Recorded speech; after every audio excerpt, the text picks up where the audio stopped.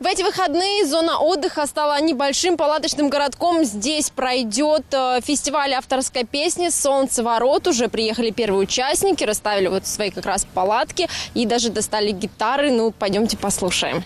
А завтра будет день базарный, а нынче будет ночь светла, а ночью снов уже не будет, а только тяжесть забытия, а тягости жития, бытия. А приз главы города – это что?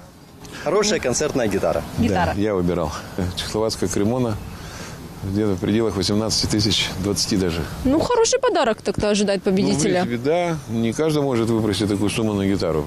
Фестиваль начнется сегодня в 9 вечера. Будет зажжен 8-метровый костер. А солнцеворот продолжится и завтра. Вот, например, в 8 вечера. 17 июня будет конкурс на приз главы города.